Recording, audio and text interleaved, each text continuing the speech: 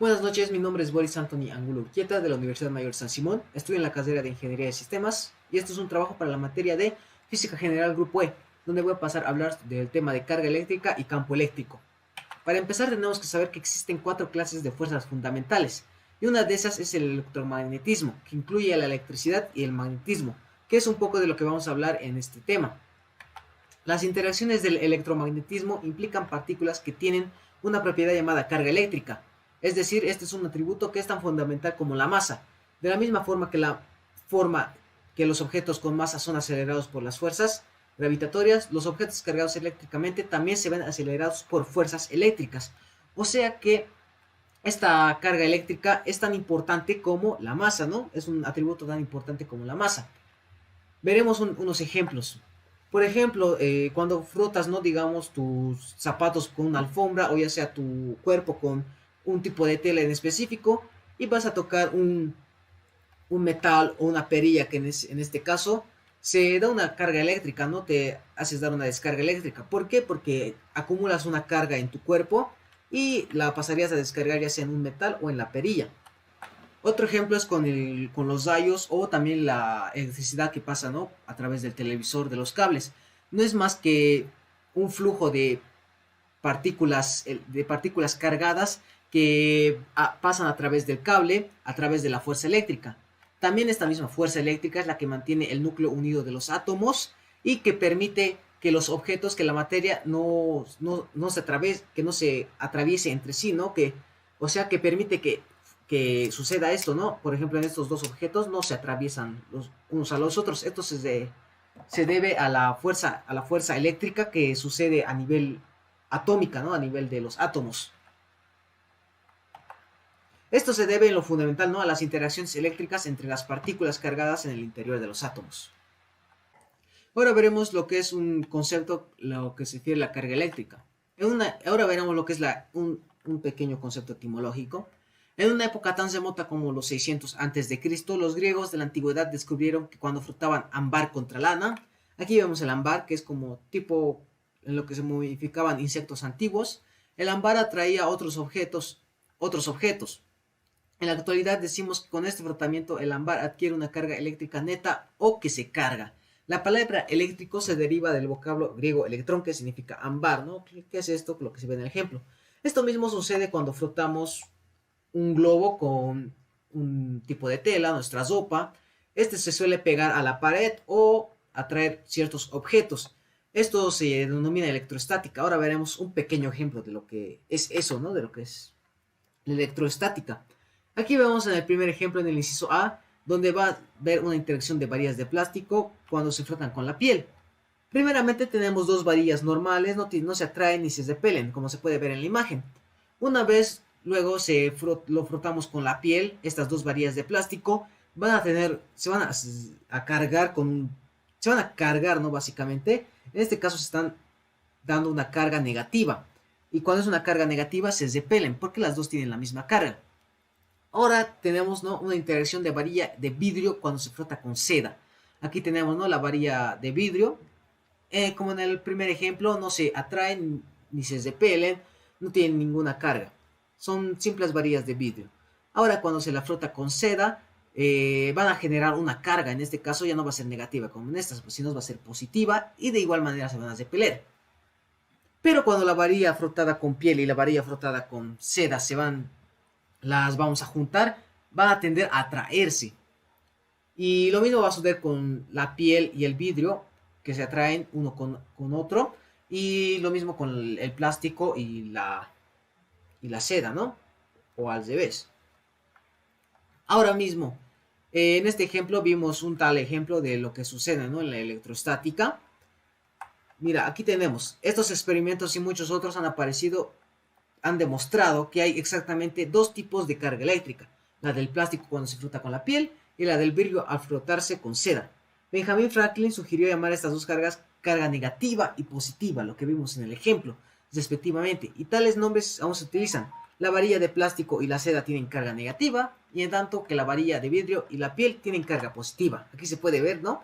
La varilla de plástico tiene carga negativa, junto con la piel, y la varilla de vidrio tiene carga positiva.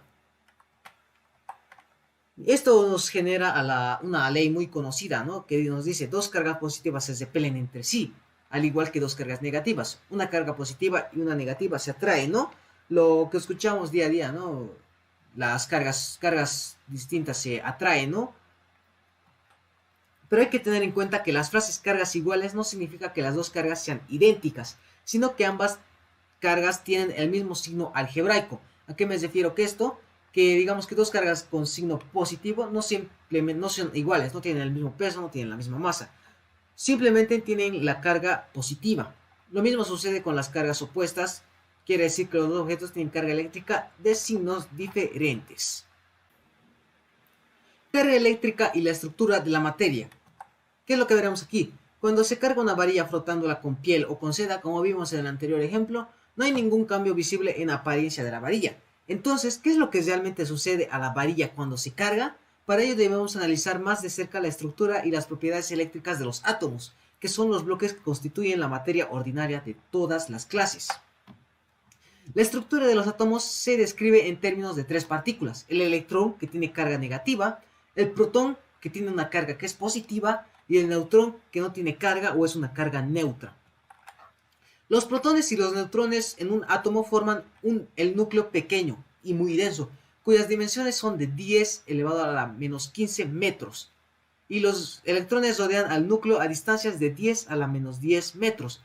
Esto en términos, si lo llevamos un átomo a un tamaño de kilómetros, el tamaño del núcleo es el tamaño de una pelota de tenis. ¿Esto qué significa? Que en comparación un núcleo es demasiado, bueno, el núcleo de un átomo es demasiado pequeño y lo que hace grande, por decir, ¿no?, a un átomo son los electrones que los rodean al núcleo, que es diminuto en comparación, ¿no?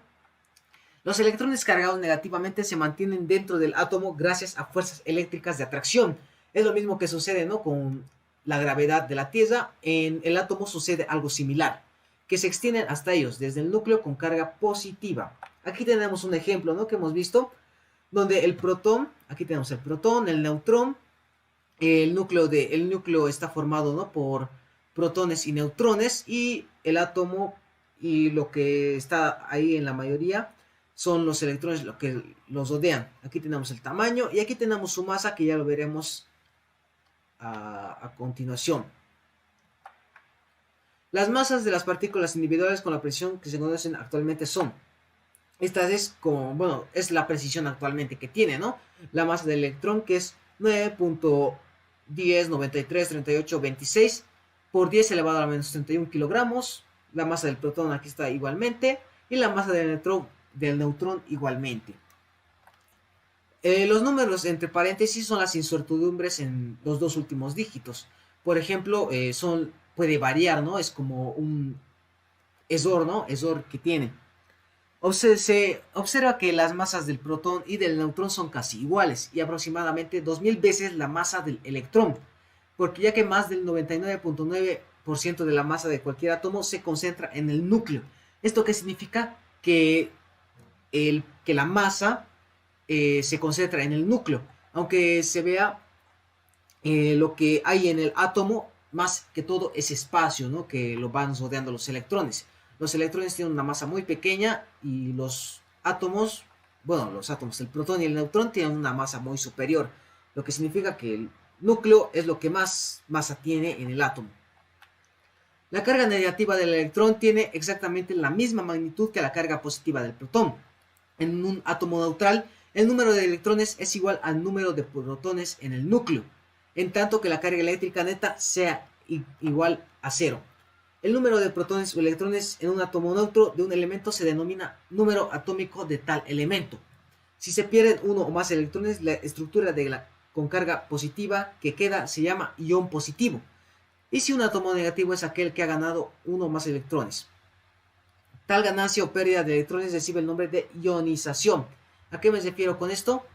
Que un átomo empieza con una carga igual, que sea en protones y electrones. Si un átomo gana más protones, se convierte a ion positivo. Pero si un átomo gana más electrones o pierde más protones, pasaría a llamarse un ion negativo. Este cambio de ganancia y pérdida se denomina ionización. Aquí tenemos el pequeño ejemplo de tres átomos. Por ejemplo, aquí tenemos, voy a hacer un acercamiento. Aquí tenemos, ¿no? En el primer inciso, el átomo de litio, Vemos que tiene 3 protones y 3 electrones. Tiene 4 neutrones, eso no pasa nada porque tiene carga neutra. Vemos que los electrones y los protones son iguales, por lo que su carga neta va a ser igual a 0, por lo que esto va a ser un átomo neutro. Y aquí vemos lo que es el ion positivo del litio. Aquí vemos que tiene ahora 3 protones, 4 neutrones y 2 electrones. Hemos quitado en este caso los electrones. Menos electrones que protones, su carga neta es positiva. Aquí vemos lo contrario, va a ser un ion negativo, donde en este caso ya no se ha quitado un electrón, sino se ha aumentado un electrón. Tenemos 3 protones, 4 neutrones y 4 electrones. Más electrones que protones, tiene una carga negativa. Cuando el número total de protones en un cuerpo macroscópico es igual al número total de electrones, la carga total es igual a 0 y el cuerpo en su totalidad es eléctricamente neutro. En la mayoría de los casos se agregan o se eliminan electrones con carga negativa. Como se vio en el ejemplo, no se alteró los protones para nada, sino se quitaron electrones o se aumentaron electrones. Cuando hablamos de la carga de un cuerpo, siempre nos referimos a su carga neta, la cual siempre es una fracción muy pequeña, comúnmente no mayor a 10 elevado a la 12, de la carga total positiva o negativa del cuerpo. La carga eléctrica se conserva. En el análisis anterior hay implícitos dos principios muy importantes. El primero es el principio de la conservación de la carga, que nos dice: la suma algebraica de todas las cargas eléctricas en cualquier sistema cesado es constante. ¿Qué significa esto? Si se frota la varilla de plástico con un trozo de piel, como vimos en el primer ejemplo, ambas sin carga al inicio, la varilla adquiere una carga negativa, pues toma electrones de la piel, y la piel adquiere una carga positiva de la misma magnitud, ya que ha perdido el mismo número de electrones que ganó la varilla. De ahí que no cambie la carga eléctrica total en dos cuerpos tomados en conjunto, sino que no se pierde, no se elimina, no se desaparece, sino se transfiere, se transforma, por decir así. Se considera que el principio de conservación de la carga es una ley universal, pues no se ha observado ninguna evidencia experimental que le haga contra. O sea que este es un principio muy importante, ya que no hay nada, digamos que no hay alguien que la haya hecho contra, pero con hechos científicos, ¿no? El segundo principio importante es: la magnitud de la carga del electrón o del protón es la unidad natural de carga.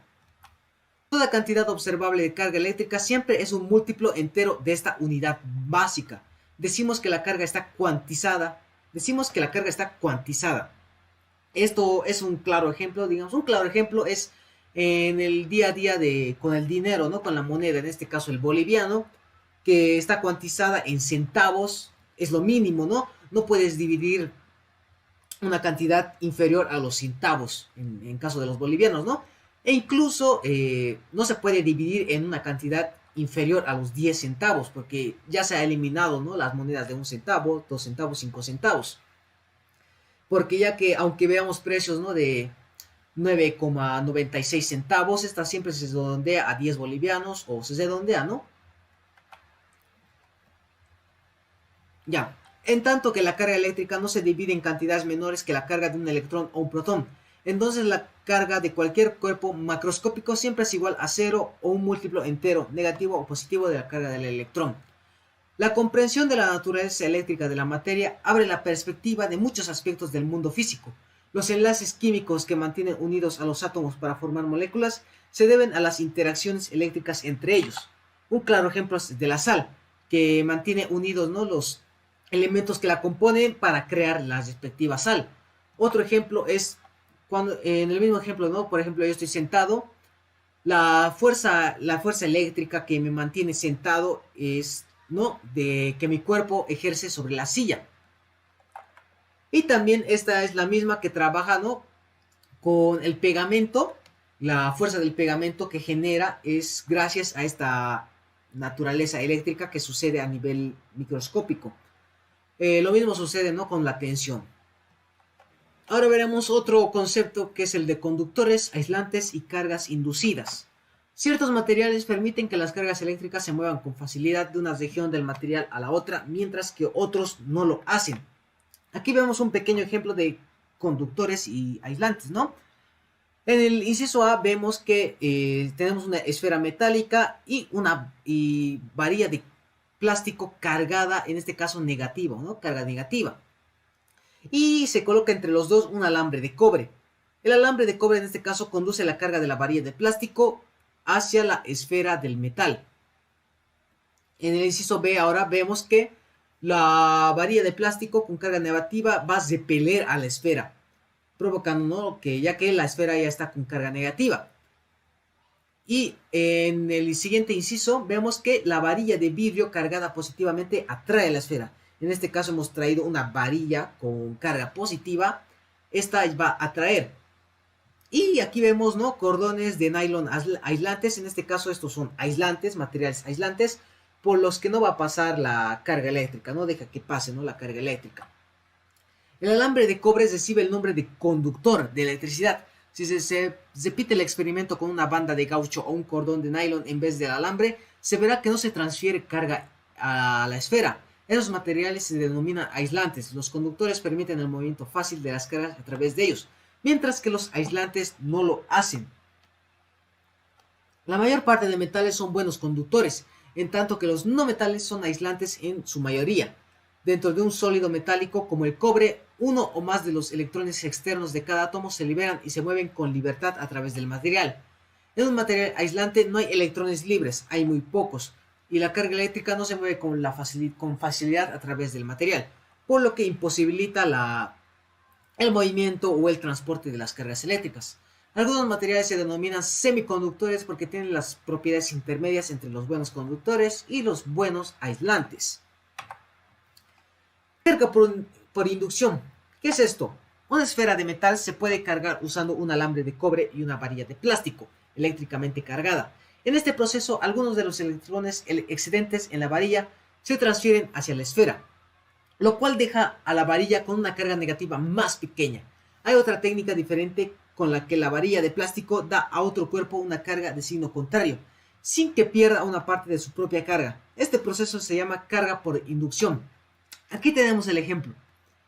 Lo voy a acercar. En el inciso A vemos una esfera metálica sin carga, ¿no? Y tenemos un soporte aislante, un material aislante. En el inciso B, la carga negativa en la varilla repele a los electrones, lo que crea zona de carga inducida y negativa.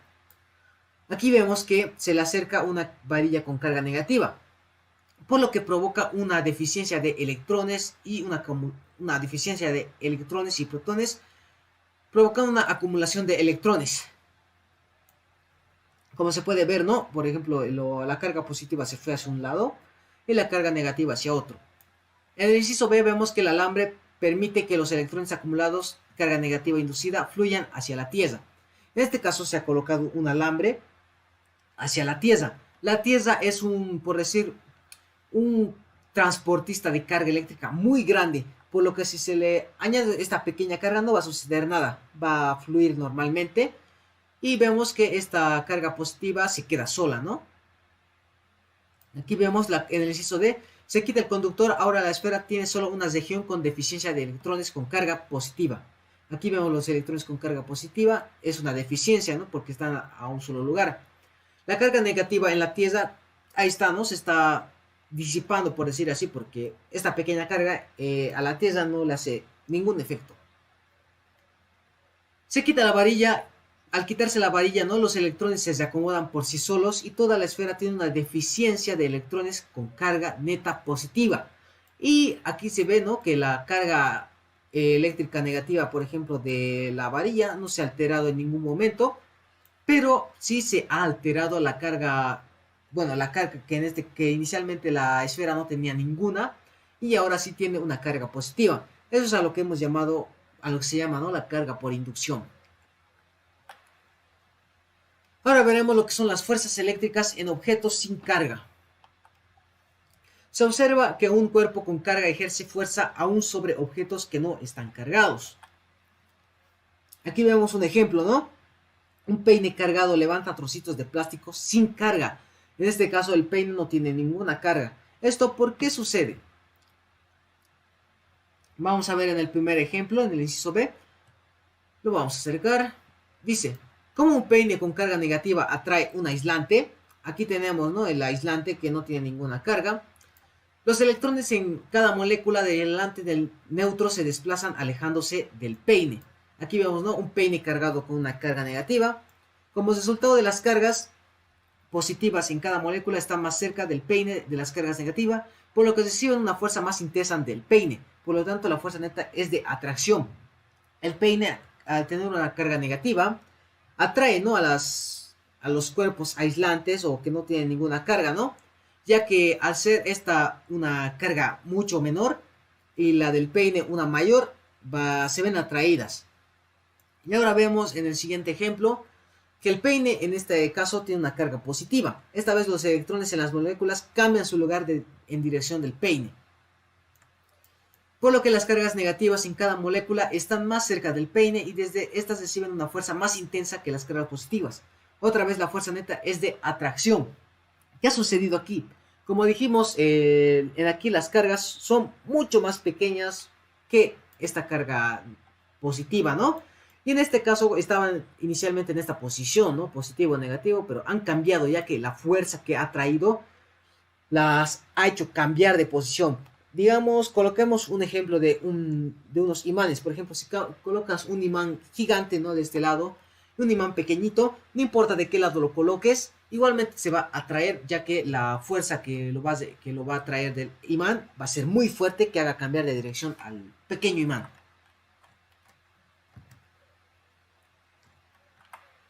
Ahora veremos otro concepto que es la de la ley de Coulomb. ¿Qué es esta ley? En 1784, Charles Augustin de Coulomb estudió con mucho detalle las fuerzas de atracción de partículas cargadas. Coulomb descubrió que la fuerza eléctrica es proporcional a 1 sobre la distancia al cuadrado.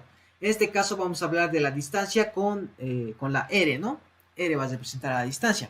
Es decir, cuando se duplica la distancia r, la fuerza disminuye a 1/4 de su valor inicial. Cuando la distancia disminuye a la mitad, la fuerza incrementa 4 veces su valor inicial. La fuerza eléctrica entre dos cargas puntuales también depende de la cantidad de carga en cada cuerpo, la que se denotará con Q minúscula o con Q mayúscula. Para estudiar esta dependencia, Coulomb dividió una carga en dos partes iguales, poniendo en contacto un conductor esférico con carga pequeño con una esférica idéntica pero sin carga, por simetría. La carga que se compartía por igual entre las dos esferas. De esa manera, él podía obtener un medio, un cuarto, un octavo, etcétera, etcétera, etcétera, de cualquier carga inicial. Descubrió que las fuerzas que dos cargas puntuales, carga 1 y carga 2, ejercían una sobre la otra, eran proporcionales a cada carga, por lo que también eran proporcionales a su producto, ¿no? Carga 1 por carga 2. De ese modo, Coulomb estableció la que ahora se conoce como la ley de Coulomb. Aquí tenemos, ¿no?, la magnitud de la fuerza eléctrica entre dos cargas puntuales es directamente proporcional al producto de las cargas, inversamente proporcional al cuadrado de la distancia que las separa. En términos matemáticos, la magnitud F de la fuerza que cada una de las dos cargas puntuales, carga 1 y carga 2, separadas a una distancia r, ejercen sobre la otra, se expresa como, aquí tenemos, ¿no?, más sencillo de entender, que la fuerza va a ser igual a la constante K, ya vamos a hablar sobre ese concepto, por el valor absoluto de las cargas, carga 1 por carga 2, entre la distancia al cuadrado. Aquí está, donde K es una constante de proporcionalidad, cuyo valor numérico depende del sistema de unidades que se emplee. En la ecuación se utiliza la notación de valor absoluto porque las cargas, carga 1 y carga 2, pueden ser positivas o negativas, en tanto que la magnitud de la fuerza F siempre es positiva. Como sabemos, las magnitudes siempre son positivas. Las direcciones de las fuerzas que las dos cargas ejercen sobre la otra siempre son a lo largo de la recta que las une. Cuando las cargas carga 1 y carga 2 tienen el mismo signo, positivo o negativo, las fuerzas son de repulsión. Cuando las cargas tienen signos opuestos, las cargas son de atracción. Las dos fuerzas obedecen a la tercera ley de Newton, siempre tienen la misma magnitud y dirección opuesta, cuando las cargas no tengan igual magnitud. Aquí vemos el ejemplo que estábamos hablando, del concepto. Vemos las interacciones entre dos cargas puntuales. Las cargas son del mismo signo, se repelen, ¿no? Genera una fuerza, ¿no? La fuerza que genera la carga 1 sobre la carga 2 y la fuerza que genera la carga 2 sobre la carga 1. Genera una fuerza de repulsión. Aquí está, ¿no? Y lo mismo sucede con las cargas, pero con signo contrario, que se atraen. Generan dos fuerzas, ¿no? La fuerza que genera la carga 2 sobre la 1 y esta es la fuerza que genera la carga 1 sobre la carga 2. La proporcionalidad de la fuerza eléctrica con respecto a 1 sobre la distancia al cuadrado es algo que se ha comprobado con gran precisión.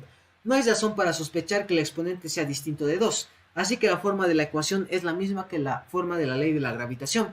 No obstante, las interacciones eléctricas y gravitacionales son clases distintas de fenómenos. Ahora veremos las constantes eléctricas fundamentales, ¿no? Veremos a lo que es igual la constante K. El valor de la constante de proporcionalidad K en la ley de Coulomb depende del sistema de unidades que se emplee. En este caso, tan solo usaremos unidades del sistema internacional, las cuales incluyen la mayoría de las unidades con que estamos familiarizados, como es el volt, el voltio, el amperio, el ohm y el watt. La unidad del sistema internacional para la carga eléctrica se llama Coulomb, un Coulomb que se denota con la letra C. En unidades del sistema internacional, la constante K es igual a... Aquí tenemos, ¿no? La constante es igual a 8.987551787 por 10 elevado a la 9 newtons por metro al cuadrado sobre Coulomb al cuadrado. Esto igual se puede redondear a 8,98988 por 10 elevado a la 9 newtons por 9 al cuadrado sobre Coulomb al cuadrado. Esto de igual manera puede ser, todo eso redondeado puede ser igual a 9 por 10 elevado a la 9 newtons por metro al cuadrado sobre Coulomb al cuadrado, ¿no? Es dependiendo. Ya los resultados pueden variar de decimales. En este caso, para el sistema inglés no existe un valor de constante de proporcionalidad. Al principio es posible medir la fuerza eléctrica F entre dos cargas iguales a una distancia de R y usar la ley de Coulomb para determinar la carga. Es decir, se puede considerar el valor de K como una definición operacional de Coulomb.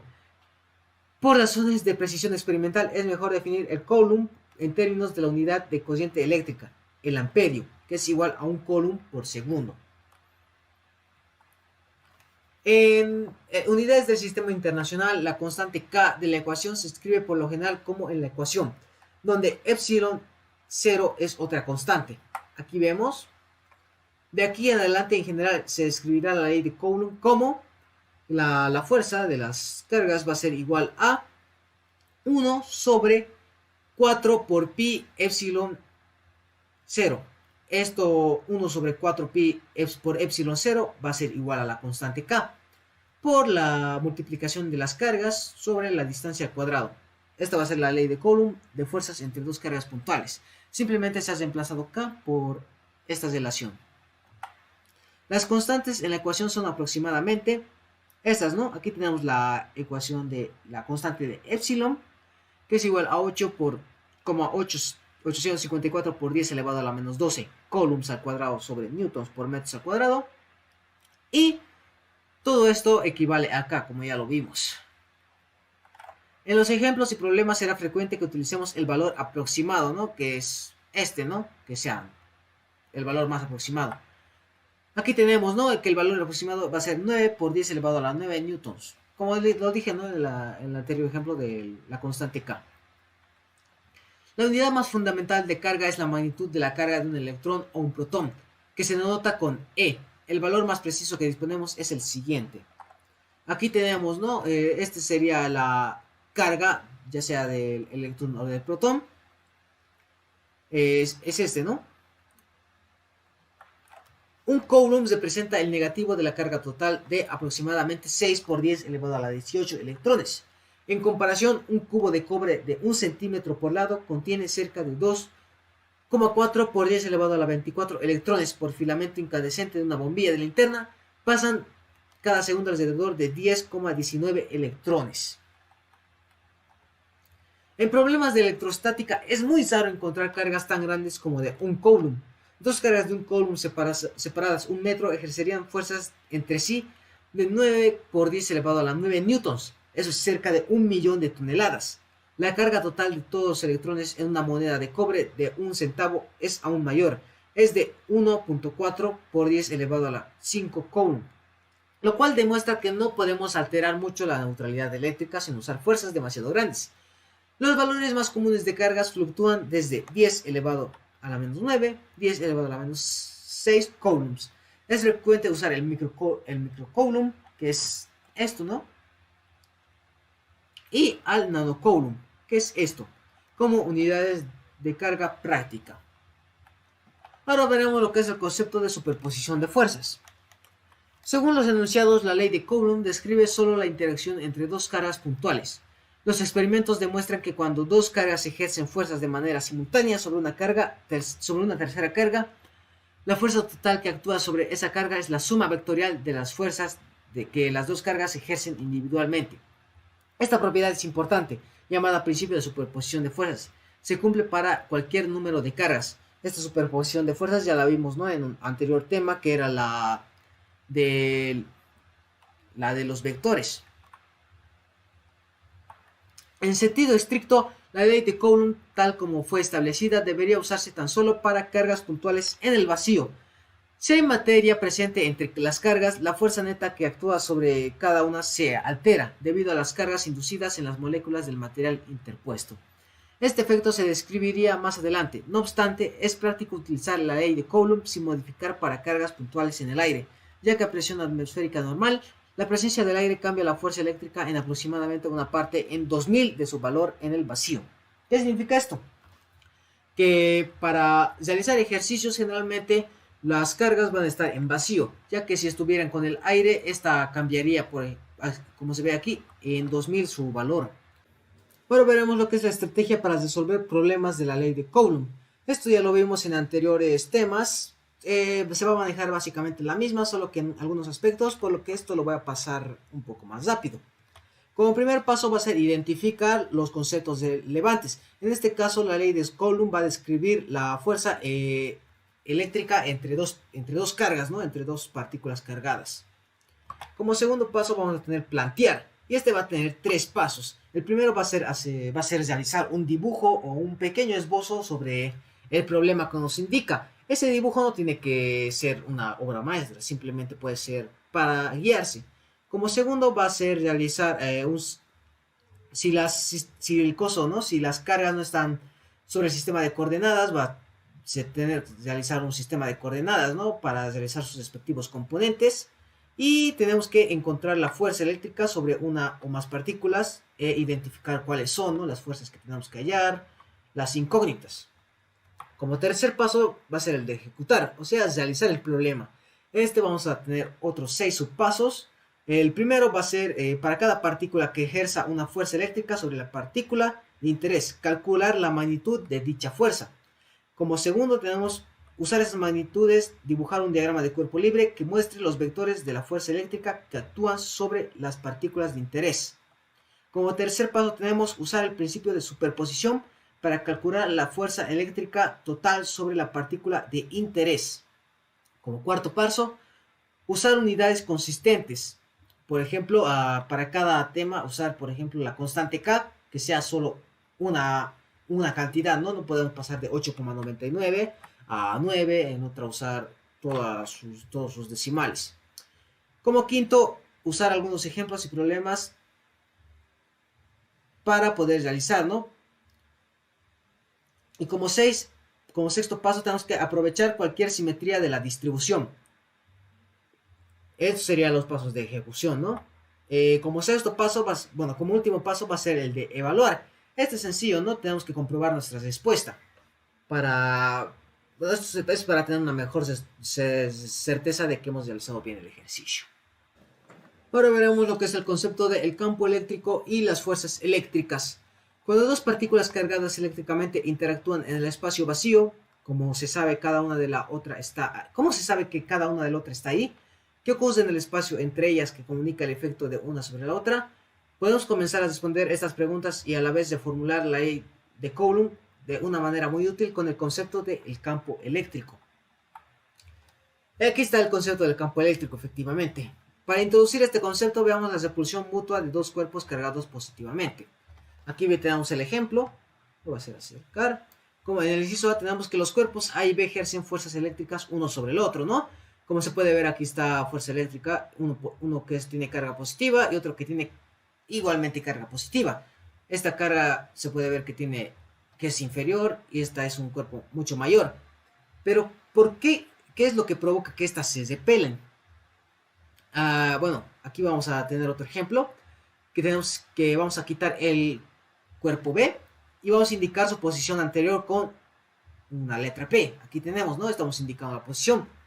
El cuerpo A genera un campo eléctrico, que sería en este caso, va a ser representado por el vector E en el punto P. Lo que E va a ser la fuerza por unidad de carga que el cuerpo A va a ejercer sobre una carga de prueba situada en P. ¿A qué me refiero con esto? Que una vez que va a desaparecer coso, ¿cómo sabe que la carga A? ¿Cómo sabe que hay un objeto B? ¿Cómo sabe que hay un objeto con el cual repelerse en este caso, no? Aquí vamos a hacer, como se puede ver, la A, el objeto A, la carga A, el cuerpo A, realiza tipo un escaneo, ¿no? A su alrededor y va buscando y encuentra. Es como un radar. Vemos el campo eléctrico como un radar. Más claro, ¿no?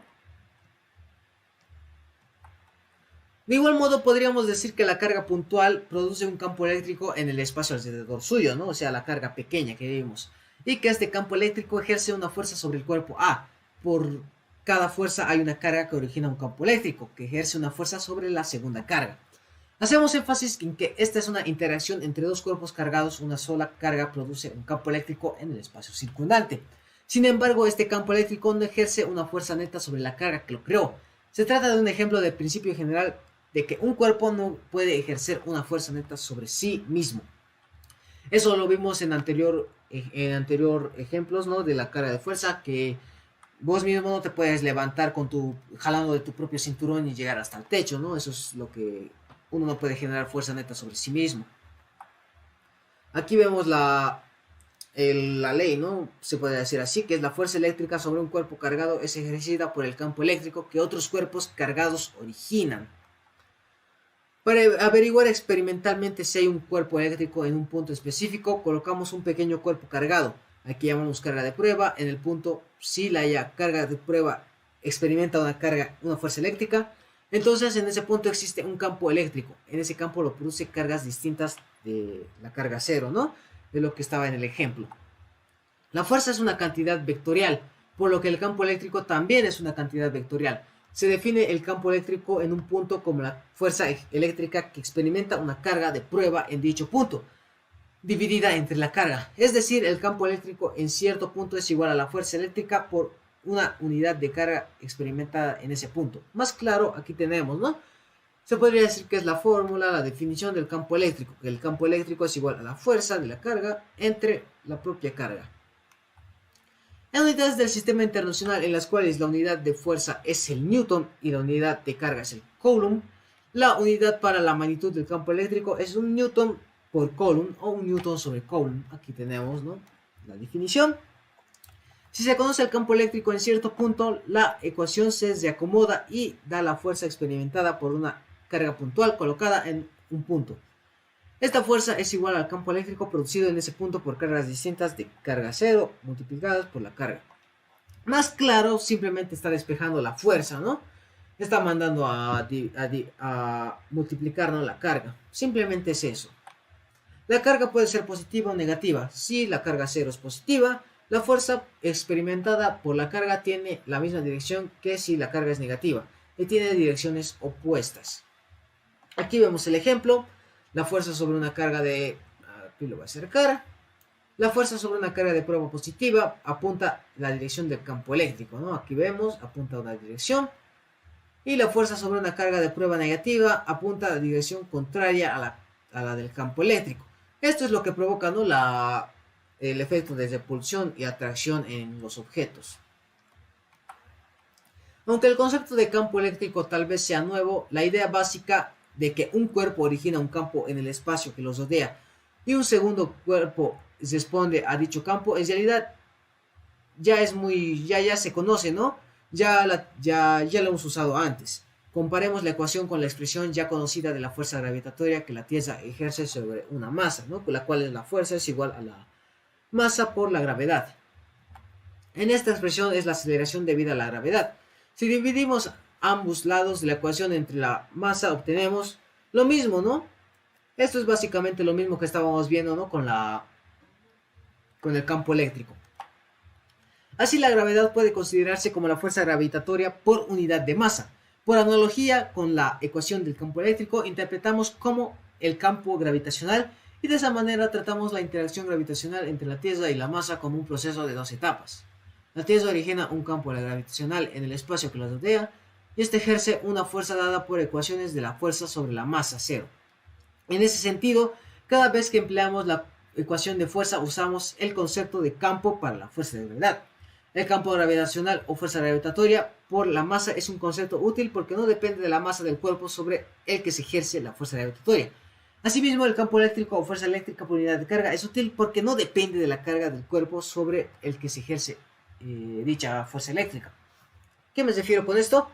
Que estos dos funcionan básicamente de la misma manera, solo que en este caso la gravedad no depende de la masa. Por ejemplo, en la Tierra, un claro ejemplo, la gravedad no depende de nosotros, sino nosotros dependemos de la gravedad. Si nosotros desaparecemos, bueno, si en caso yo o un objeto desaparece, no va a afectar en nada la gravedad, pero si la gravedad desaparece, sí nos va a afectar a nosotros.